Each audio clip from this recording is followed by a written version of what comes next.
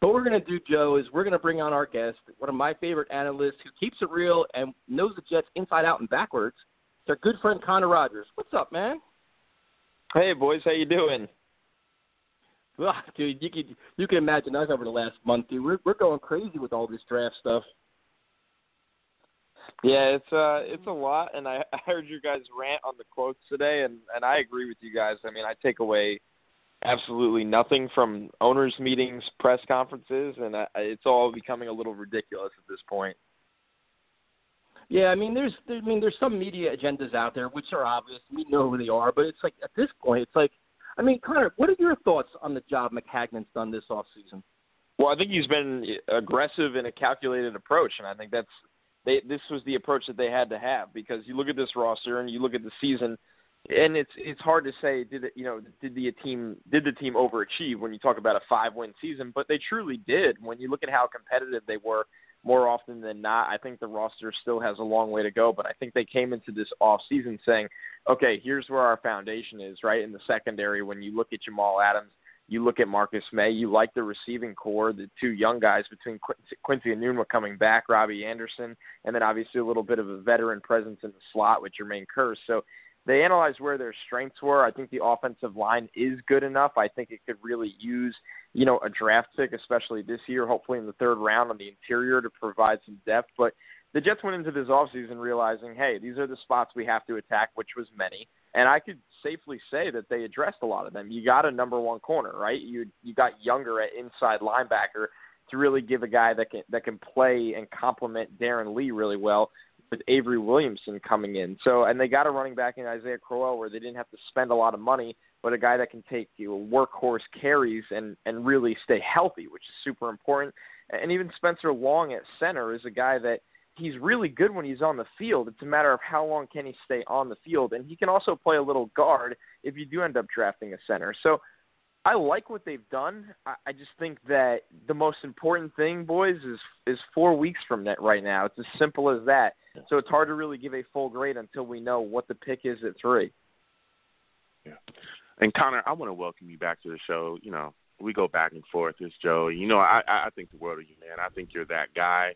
I read your stuff. I'm not trying to fan out here, but you're a great guy, and I love what you do. But I want to get right into the meat and potatoes of this, man. What do you consider the strength of the roster for the Jets right now?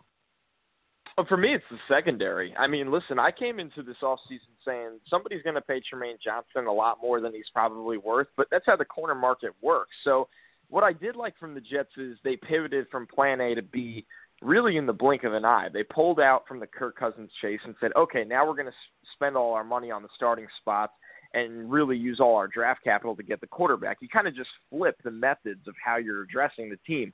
So when you look at this team, to me, Todd Bowles is a guy that's played safety at a Super Bowl, level. He's played in a Super Bowl before and was a safety for an NFL team. So the guy understands defensive back play as much as any head coach in the National Football League. You could say what you want about Todd Bowles, but I think he's a guy that can get the most out of your defensive backs. And we saw really good rookie seasons from not only Jamal Adams, but really quietly somehow from Marcus May. And then you go out and you get him a number one corner. That's something he needs. Now, Mo Claiborne played like a number one corner last year. In the first 7 to 9 games of the season when he was healthy, he just struggles to stay healthy and struggled towards the last quarter of the season. So when you slide him into the number 2 corner role, you formed an identity in the secondary. You have 2 of the best press corners in the league as your number 1 and number 2 corners. Tremaine Johnson has graded out as the best press corner over the last 2 years in regards of many different analysts. Mo Claiborne has certainly been very successful in that regard. And listen, Buster Skrine gets a really bad rap from the fans, and I think he has struggled. Let's be real. The Miami game last year was probably what he would call almost a disaster for his standards. But he also gets put in a tough spot playing the nickel. And I think when you have 2 really good outside corners that don't need as much help from the safeties, you can give him a little more of the safety help that he never had last year coming out of the slot. So the strength of this team to me is on the back end. They want to shut down passing attacks and use the exotic blitz packages up front to create pressure and, more importantly, to create turnovers. Yeah. And that's why I thought the signing of Tremaine Johnson was so instrumental as well. A lot of things that you spoke about, just some of the things that he allows you to do. Because, like you said, he's a guy that can press, get right in your face, and he's going to jam guys up. And they're not going to go anywhere without him being in their hip pocket. So that was huge for us. What do you think is the biggest weakness on the Jets roster as of now?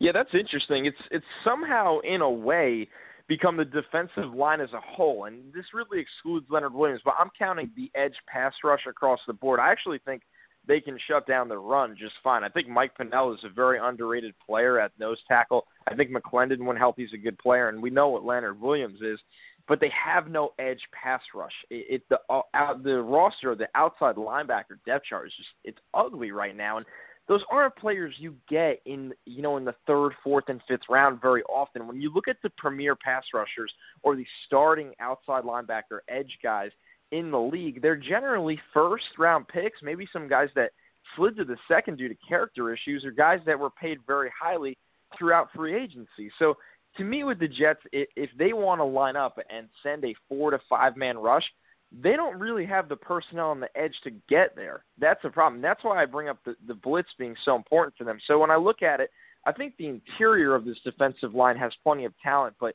there's almost nothing on the edge. And then we have a lot left to see from this offensive line. I actually thought Brandon Shell has been excellent last year, specifically in pass protection. I think Brian Winters was playing hurt for most of last year. James Carpenter, another guy that has been – he takes a lot of knocks from the fan base, but when you look at what he's been asked to do, Wesley Johnson was awful last year. So those guys were playing without any help in between them. That is so hard at the guard position in the NFL. So I think it'll be interesting to see how it impacts them when they get the upgrade between Spencer Long this year, or if the Jets will have to move on from those guys after next season. We're going to find out a lot about this offensive line this season. Once again, we're speaking with Connor Rogers, who's very kind to give us a few moments. And Connor, you're sitting there, you're getting ready for St. Patrick's Day, you have your green beer, you're all fired up, and all of a sudden a trade comes down, and the New York Jets move up to 3. What was your impression of this bold move by Maccagnan? Well, it flips my day upside down, because how many draft trades did we get in the middle of March? Now, I knew there was movement coming in the top of the first round, whether it was going to be the Bills, whether it was going to be the Jets, Cardinals, Dolphins. Those were the teams that we've talked about at Bleacher Report on Stick to Football all year, really, about moving up in this draft. Now, where the Jets have always had the advantage, I would really point to 2 places. One, they had a direct line to the Colts to get this done. Their former director of college scouting is Rex Hogan, a guy that went to go be a co-VP of personnel in Indianapolis under Chris Ballard alongside Ed Dodd. So the Jets had the direct line, the relationship, you can say, to get this thing done in a timely manner. So when it comes down to it, that helps a lot. But number 2, they had the assets to get it done. Chris Ballard said after the trade, the day of the trade, he said, we didn't want to move that far back. We want a premium player. This is a draft where you can almost count the blue chip non-quarterback prospects on one hand. And they didn't want to go back to 12. They didn't want to go back to 11, 12, 15, even obviously not in the 20s. So the Jets were really the perfect recipe to get this done, but it's shocking when it's in the middle of March. And I think Maccagnan actually hasn't gotten enough credit for making that move now, because something I've said before, if you tried to pull this off during draft week or on draft, you would have lost to the Bills with all of that draft capital, or you simply would have got robbed for a lot more. That 2019 first-round pick, goodbye. And that's the type of pick where you're going to be looking next spring and you'll be like, wow, I'm really glad we did not trade this pick, because we need to spend this pick on a franchise left tackle or a pass rusher. That's why they need to keep that pick so badly for the long-term future of this team. So was I shocked by the trade? The timing of it shocked me. The actual trade did not. But at the end of the day, I actually think it was a very smart move to get out in front and get this thing done. Yeah, no, I completely agree with you. I was shocked by the timing, and I was shocked by the compensation where they kept the first-round pick. I was ecstatic. I'm like, you know what? It's a lot. Obviously, to move up is going to be a lot. We understand that. But, you have to do it. The Jets in a position where you have to do it. So he pulled the trigger, and I think I agree with you as well. As draft night, the compensation goes up. Then you start panicking, and then God knows what's going to happen. So plenty of credit to Maccagnan. And obviously, Connor, we brought you on for a reason, and it's because the Jets quarterback situation is front and center for the next month. And we'll start with the easy question, which is going to generate tons of feedback, is how do you rank the top 4 quarterbacks in this draft class? Yeah, it's an interesting question. I think my rankings are a lot different than most people's, how they look at this. But for me, it's simply Josh Rosen as the top quarterback, Baker Mayfield as the second best quarterback, and then I see a little bit of a drop-off. But for number 3 for me, I like the potential of Lamar Jackson. He's a guy that has just all-world athleticism. He has a very quick release and an impressive arm. I think he did a pretty good job taking care of the football at the college level. It's something that can really translate to the next level. So number 3 for me is Lamar Jackson, and number 4 is Sam Darnold. So, and just to round out a top 5, 5 would be Josh Allen, but I do have a lot of questions there. The thing with Darnold at number 4, I am just completely on the opposite side of the national media where there's this all-world upside with this guy. I don't see the all-world upside. I think the arm is average. I think the athleticism is average. Yes, I know he's a really hard worker, a great leader, all of those things that check the boxes for NFL teams. But what you're getting on the field, the decision-making is extremely questionable, and the raw talent is average. That's not a guy for me that I would feel comfortable taking number 1 overall. But getting back to the top of this class, because I think we know the Jets probably aren't going to be picking Lamar Jackson or Sam Darnold. And we don't have to really break hearts and talk about QB5 for me, Josh Allen, and upset the Jets fans. The thing is with Rosen and Baker, it's so interesting because you have 2 very different players with 2 very, very impressive quarterback prospects. With Rosen, he's a guy that thrives in the pocket. Everything looks effortless at times when you're talking about the mechanics and just being a natural thrower. He can hit with touch at all 3 levels of the field with ease. Now, when you're talking about making a play, this is where Baker Mayfield kind of comes into play, a guy that can extend, a guy that has the feel to move and bounce around the pocket a little bit more, and a guy that truthfully might actually have the stronger arm, even though he's, about 15 pounds lighter and 3 to 4 inches smaller than Rosen, which is that crazy. But Baker's the guy that has a very, very strong arm for his size, and everybody loves Baker Mayfield off the field. I've been around him at the Senior Bowl where the guy stepped off the plane and was technically late for the entire event, and his team still gravitates to him right away. There's a different confidence when the ball is coming out of Baker Mayfield's hand for whoever's going up to catch it. They just know it's going to be where it needs to be. And the respect for the guy is all world. So they are very different quarterback prospects, but they each really, depending on where they go, should be successful in their own right. And Connor, you just brought it. I mean, outside of destroying my man Sam Darnold, okay, this is UFC all day over here. You just absolutely took a club to him. We're gonna talk about that a little bit later. But I like some of your takes, and I want to get right into it with you. I know you like Rosen a lot. You just spoke about him a second, but do you think his concussions are something that can scare away the Jets if he's there on the board at 3? I think it's a fair concern. I think, though, if you're the Jets, you're actually finally in the rare time where you can really put this off and not have to play the guy this year and really build your offensive line for the future. So when he gets in there, he'll be all right. Now, the thing is, too, it's interesting how we don't really bring up injury history for Josh Allen, even though he's had shoulder problems. He's had an injury history as well. So these guys that play on bad college football teams have an injury history. And then I know Lamar Jackson has stayed healthy, but he's going to take a fair amount of hits at the next level. And how is he going to bounce back up? Because getting hit by grown men is different than getting hit by guys in the ACC. So it's going to be a lot different for all of these guys. I totally get the injury history concerns. For Rosen, a guy that some people feel if the injuries just keep piling up, he'd have no problem walking away from the game. I'm not comfortable betting on that exactly just yet, but I think it has to go into the Jets' evaluation like anything else. And I know that you're higher on Lamar Jackson than most of the other national media, and I wanted to just get your thoughts on why exactly is that? Why do we have people coming out saying that maybe he should be a wide receiver? People are really knocking his talent there at QB. What exactly is that attributed to? I just think they're not watching. I think it's as simple as that. I think they see Lamar Jackson and they go, okay, they assume he played in a college offense, although he does things that teams do at the next level.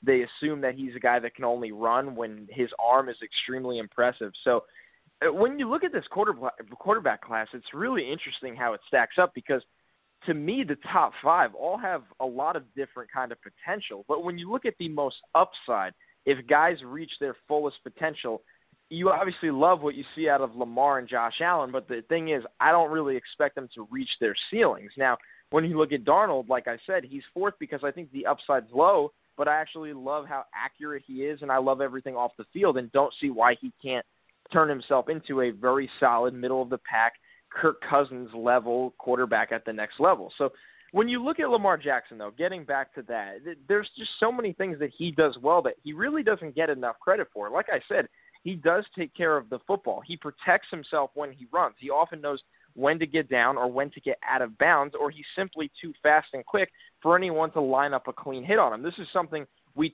and Matt Miller talked about with Derwin James, who's going to be a top 10 pick out of Florida State at safety. He said it's so different when you're playing Lamar Jackson because you're respecting the legs, you're respecting how good his arm is, but you can't try to line him up the same way that you can for other runners, not even just quarterbacks, but running backs, because he's so quick, he'll make you look foolish when you go for the big hit. So what Lamar Jackson does in the minds of a defense changes the entire game. He's a different threat that we truly have not seen since Michael Vick was on the football field. But I would actually go to bat and say that Lamar Jackson might be a little smarter than Vick and might be a better passer coming out of college.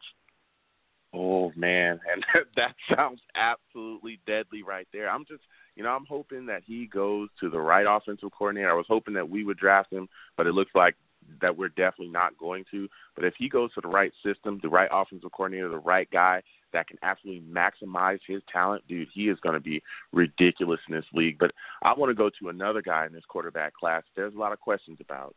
Josh Allen. There's a lot of Jets fans that don't want him, a lot of people that don't want to have anything to do with him, but there's a lot of scouts out there saying that maybe he could step in and be a day one starter. Do you agree with that? I don't, and I think it's become unfair to both sides. I've really seen this situation develop from both sides. We had Josh Allen on the podcast at Bleacher Report last summer, and he's just a very, very likable, hard-working dude. And then we talked to him again at the Senior Bowl this year, and I've watched all his games. I've heard it from both sides. I've heard it from the fans. I've heard it from the scouts. I've heard it from former players that have played in the NFL.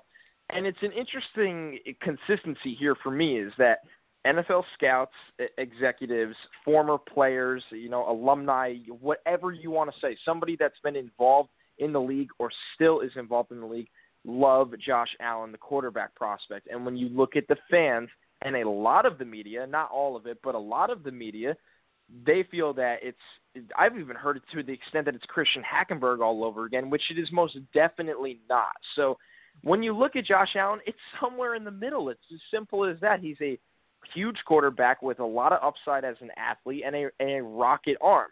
Now, when it comes to making decisions on the football field, the game looks too fast for him. And when the game looks too fast for you, when you're playing at Wyoming, it's a little concerning to me making the jump. That when you say start right away at the next level, I don't think that's fair to him at all, and I just think that's not an expectation that people should have for Josh Allen. But unfortunately, we've seen this so often in the NFL. He's a guy that needs the Patrick Mahomes treatment to sit on the bench for a year behind a veteran, develop, learn an NFL offense, and truly adjust to the speed of the game. Now, you do need actual reps to get used to that, but when you look at Allen, it's just tough because I understand he's been a victim of drops. He's been a victim of, just a lot of poor talent around him this year, but he still is not a truly accurate passer right now, and that matters so much in today's game.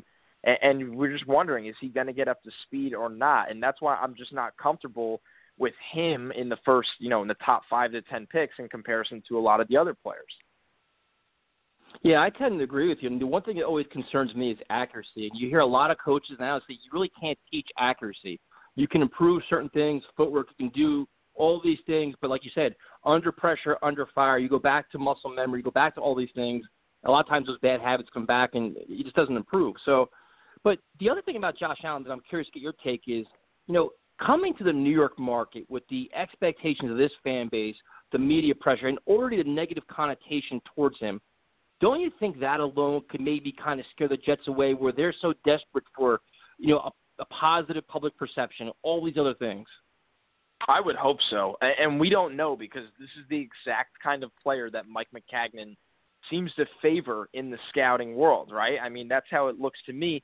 But if you're the Jets, at some point you have to realize this is probably a player that your franchise specifically is not in position to take. And I think when it comes down to it, you can almost make the same argument in a different sense for a team like the Browns. Now, they're not in the New York market like the Jets or with the same media impact, but you're waiting so long for a quarterback to pan out that every time the quarterback shows any kind of resemblance of failure, that story starts to drive itself, and it can really cave in on the player. And I think that's the problem the Browns and the Jets kind of are facing, and why it makes sense for those teams to go with a Josh Rosen or a Baker Mayfield. So it's interesting to me what the situation Allen will be put in, because wherever it is, he needs the time, and you almost want it to be, like I said, in Mahomes' situation where he's not in the limelight. So going back to the Jets here, when it comes down to it, they're not in a position to take this guy because it's swinging for the fences. And if you're Mike Maccagnan, this is your roll of the dice for your career right here, is this pick. Are you going to take the guy that probably has the lowest floor out of all of the top guys? You're going to take the guy with the forget the ceiling. Yes, you need to hit, but you definitely cannot entirely miss. You need a guy that can at least play the position at an average level, and we're not completely sold that Allen's going to be able to do that. No, I completely agree with you. I could not agree more with you. Now, you mentioned Baker Mayfield, and this is the guy I like a lot. And the interesting debate on Twitter and everywhere else is, if you have the choice between Baker Mayfield and Josh Rosen, who do you take? And my honest opinion is, I love Rosen as a passer and everything else, but Mayfield for me is a little bit more dynamic, where he's just a better athlete. He's mobile. He does other things that Josh Rosen doesn't do. Can you make a case to take Mayfield over Rosen? Oh, I certainly can. Listen, I've answered this question both ways. In terms of when you stack a board and you stick to your board, you have to, for me at least, after I just read you guys my quarterback rankings, you have to say Rosen. But when you look at this New York Jets team, you can answer the question that Josh Rosen is the more talented overall quarterback, but Baker Mayfield is the better quarterback for the New York Jets in this instance. And that's kind of how I feel here. Listen, Baker Mayfield is going to win a lot of football games at the next level. That I can guarantee. With Josh Rosen, there are a couple things that can go wrong. Is he coachable? Is he going to stay healthy? So, is his locker room going to rally around him? I don't have any of those concerns for Baker Mayfield, which goes back to my point to you guys. You just can't miss. You can't miss on this pick. If you get an average guy, it's going to count as a hit, because you have the cap space to put the talent around them to elevate them to that average level, which is something they were hoping to get from an average quarterback like Kirk Cousins. So when it comes down to it, you can make the argument for Baker Mayfield, because the Jets franchise, I can't even think of the last time, without saying Joe Namath, that they've had someone like this at the quarterback position, where there's a confidence, where there's a ego in a good way, where there's a guy that his teammates truly, truly rally around him. I think some of that was there with Chad Pennington, but to a more leveled out, mindset. Whereas with Baker, yes, the national media and national spotlight follows him, but he seems to thrive with it every time he's faced with adversity. And it just seems like the total opposite Jets move, which is why maybe it's time the Jets do make a move like this. Yeah, I agree with you. He has that chip on his shoulder, and it's like listen, he's a walk-on. He wins. He wants it. He has that personality. His teammates love him. And this is the one thing I have a question about Josh Rosen. And as everybody else, man, you just read articles endlessly, and you try to figure out, you form your own opinions. And even you had Jim Mora talking some nonsense about his quarterback. What is your take on him being like a respected, like a lovable guy in the locker room? Like Baker Mayfield, when he got benched, they brought his jersey out to middle field, for the coin toss. Josh Rosen, there seems to be some question about, is he a good teammate? And then even Jim Mora kind of referenced it, kind of beat around the bush with it. But also the fact was, will he put in the hours? Is he like a football junkie? Does he live for the game? Is he willing to go the extra mile? What is your take on that with Josh Rosen?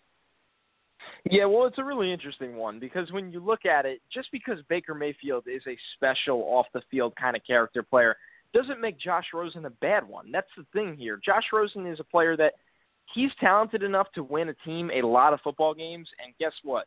The locker room likes winning football games. That's what they care about, because that comes down to winning on the field and winning financially off of it. So I think Josh Rosen is going to thrive in the NFL, but you have to be real here and say Baker Mayfield is the guy that – Baker Mayfield is so personally tired of being compared to Johnny Manziel that he will not fail, because he doesn't want all those people that said those ignorant things about him to be proven right. And that's a different kind of personality. And I think when you look at it, listen, Rosen is a guy that he might be in the mold of – it's even hard to really make a comparison. But when you look at the mold, the quarterback that, listen, is he the guy that the team just absolutely loves? That's not necessarily going to be the case. But is there a guy that he gains their respect because he goes out and wins football games? Sure. Baker Mayfield, though, is a guy where it almost feels like he would be the offensive version of Jamal Adams, where everybody gravitates to this guy and everybody will die on the field for this guy. That's the feel you get. So with Baker Mayfield, the character and the personality and the leadership, it's special. With Josh Rosen, I think it's very, very average, but for some reason gets portrayed to being a gigantic flaw. And I know we're talking about many other quarterbacks. We need to get back to Sam Darnold here because we need to talk about your rankings there, Connor. That's Joe's boy right there. Yeah, you hit me right in my heart right there when you bash him a little bit. Look, I hear you talk about his accuracy and things. I want to know, with all the talk about him going to the Browns, is there any way that you think that he slides to 3? And if not, where does he fit in the NFL? Where could his skill set be the best used within an offense? Yeah, well, when you look at Darnold, first off, I don't see him falling to 3 in any way because if the Browns are insane enough, which I don't think they are, finally, but if they're insane enough to pass on him, I think this is the quarterback the New York Giants would make the exception for and select. So I don't see him falling to 3. But when you look at Darnold, he's a guy that I think can really fit into a West Coast offense where you can get him working with timing and accuracy. And it's something that I think as his first year filling in as the starter, he didn't start out the season as a starter, timing was an issue. And then you see him go work on it over summer, and it was a little bit better this year. But the offense didn't do him any favors. When you look at Darnold, I think he's really limited throwing the ball downfield, the 20-plus yards kind of throws. I think the ball tends to die. I don't know if he has the necessary confidence to consistently make those throws. I really like his intermediate accuracy over the middle of the field, though, and that's the bread and butter of the NFL right now. So when you look at that, he has the tools to be a successful NFL quarterback. But when you look at the upside and the decision-making, I have some questions there. I think there's times where he truly was working off his first read and looking to get outside the pocket and make a play. And he's not the type of athlete where that's going to fly at the next level, because if you want to work off your first read and get outside the pocket and make a play, you have to be a lot faster than he currently is. And truly, I think the arm needs to be a little bit stronger to consistently flourish like that. When you look at guys like Russell Wilson and Carson Wentz, guys that do play that style of ball where they're saying, okay, nothing's there on the original design, let me get out and look to push the ball. He's not physically that kind of player in my eyes. So Andrew Luck was that kind of player at one time. And once again, I don't see him physically on that level. But when you look at him in terms of accuracy, I think he can make a lot of growth, limiting those turnovers, taking care of the football, being the guy that is the leader needed at quarterback. So once again, for the Jets, it's just I think they should be going for a little more upside here. And I also think they should be going for a guy with a little bit of a higher floor. And I think Darnold's floor is a little lower than people want to admit. And I hear you there, Connor. Look, I understand your take there, and I understand where you're coming from. I can definitely agree with you there about his accuracy. I think at the next level, he is definitely going to do things, and maybe the arm improves a little bit more for your liking. But I think he is definitely going to be a solid QB in this league. But I kind of want to go to other places on the team. I know we focus on the quarterback position a lot, but there's other stuff that Jets need to fill out, and one of those things is pass rushers. With us giving out, our second-round picks, those are gone. It's really key for Maccagnan to hit on these later-round picks, and I'm wondering, are there any pass rushers in these later rounds that can definitely come on the field and give us some type of impact immediately? Yeah, it's so hard. So the Jets are picking 72nd overall. That'll be their first pick after they select number 3 overall. So an early pick in the third round does help, but we just don't see pass rushers fall that far each year. That's the problem. The run on these guys goes so early. We know Bradley Chubb's going to be a top 6 pick. We know that Harold Landry's going to be a top 15 pick. Marcus Davenport, first-round pick. Those are the top 3 edge guys. Now, when you do look at one player that I think he's local, he's underrated, and he really fits what they need on the edge, Kimiko Ture from Rutgers. He's a guy that is a good athlete. He can bend and dip. He's explosive off the snap, and we've seen so many flashes of brilliance at times over his very long 5-year career at Rutgers, but really staying on the field and staying healthy held him back a little bit. He struggles immensely against the run. So situational pass rusher, but the type of athlete that the Jets need to try to get. So I think he's there at 72nd overall. I think that's his sweet spot when you look at this draft. I can't see him escaping the top 100. I think that would be absolutely ridiculous. And I think if the board falls a certain way where the Jets are saying, okay, we're comfortable at center, we're comfortable with our defensive line as is or in the later rounds, I would try to roll the dice and go after Toure and see if you can get him on the field on passing downs, because I think there'd be a lot of opportunity there for one-on-ones rushing on the outside with Leonard Williams on the inside. Yeah, and one of the other positions that we talked about earlier was the offensive line, and you mentioned the versatility of Spencer Long. Is there any centers or any linemen you could see later on the Jets could look at to help upgrade the line?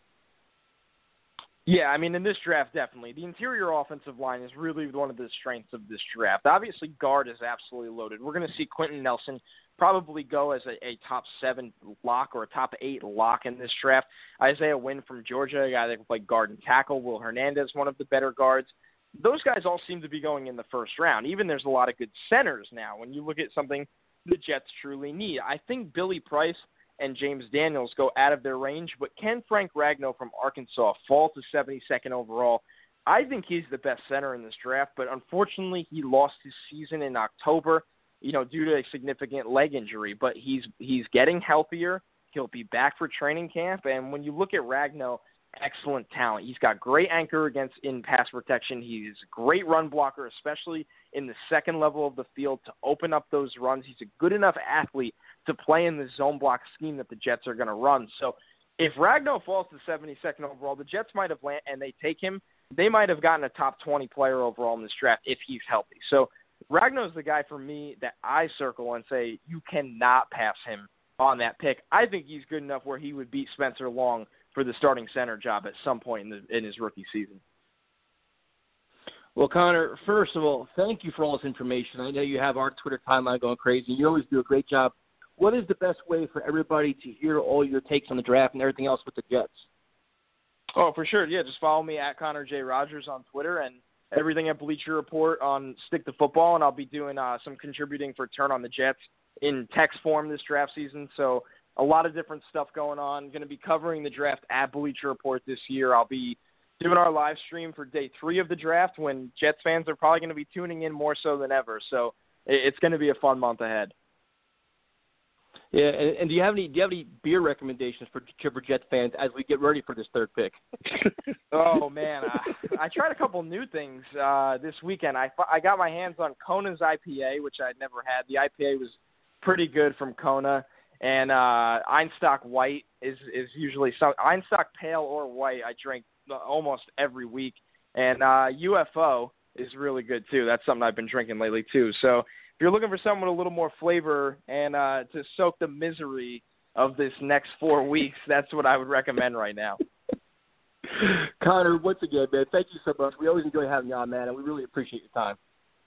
Well, of course, guys. Enjoy it. I'll catch up with you soon, all right? Absolutely, man. Thank you, Connor.